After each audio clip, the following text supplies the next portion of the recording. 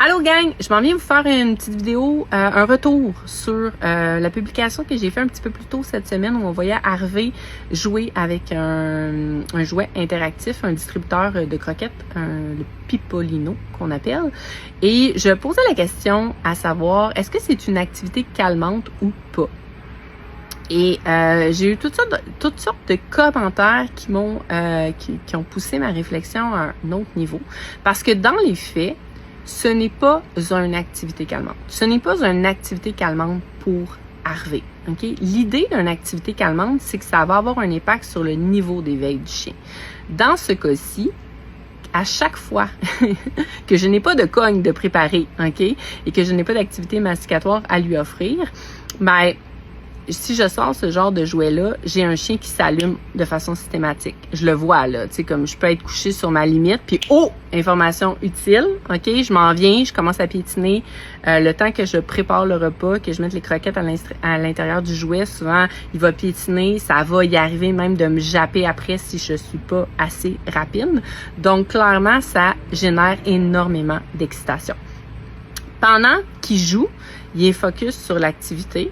C'est correct, on stabilise le niveau d'éveil, mais souvent à la fin du jeu, ce qui va arriver, c'est que les croquettes ne sortent pas assez vite. Puis quand les croquettes ne sortent pas assez vite, ça génère de la frustration chez Harvey. Okay? Puis cette frustration-là va se manifester en prenant le jouet dans sa gueule, en le pitchant à terre pour que les croquettes sortent plus vite, ok? Il va faire ça beaucoup avec la balle Omega Pause, qui est la balle orange, là. Mais il va le faire aussi avec le Pipolino, qui est un petit peu plus fragile. Puis même vers la fin, là, si les dernières croquettes sont pas sorties, il va aller s'installer sur sa limite puis commencer à détruire le jouet pour faire sortir la croquette à l'intérieur, ok? Clairement, c'est des signes de frustration. C'est des signes de je veux quelque chose, je n'y ai pas accès, donc je me frustre contre la patente, puis j'ai des comportements qui sont inadéquats envers cet objet-là, ok? Donc, ça, je veux pas ça. Fait que dans mon cas, c'est clairement une activité qui va augmenter l'éveil, qui va augmenter l'excitation, qui, oui, pendant qu'il fait cette activité-là, ça va stabiliser tout ça, mais ça reste qu'après ça, il est beaucoup plus excité que calme. Si je compare, mettons, avec une activité masticatoire ou de léchage ou de la recherche d'odeur dans le gazon, quand je lui lance ses croquettes dans le gazon, tu sais, j'ai pas le même chien après. Fait que j'ai pas le même impact sur son état d'esprit avec ces jouets-là. Mais il y a quelqu'un qui a mentionné que ça dépendait le chien partait de où. Puis c'est vrai.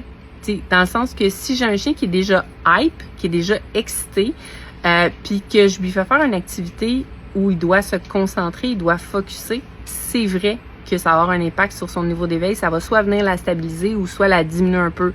C'est pas aussi, j'ai pas autant d'impact qu'une activité masticatoire ou de léchage, mais j'ai quand même un peu d'impact. Fait que, tu sais, quand je parle d'activité calmante, pour moi, dans ma tête, c'est vraiment une activité calmante qui va avoir un gros impact sur le réservoir motif, qui va faire diminuer le niveau d'éveil du chien, tu sais, qui va le ramener dans le bon état d'esprit, si on veut. Puis dans mon cas, avec Harvey et la majorité des chiens que j'ai côtoyés dans ma vie, les activités intellectuelles, ok, les puzzles, tout ça, ont tendance à générer plus d'excitation puis de frustration que les activités masticatoires. Mais dans les faits, c'est sûr que si Harvey serait intéressé par plein d'autres choses dans l'environnement puis que je voudrais le garder focus sur quelque chose, bien cette activité-là aurait un impact sur son niveau d'éveil puis l'aiderait probablement à se calmer un peu.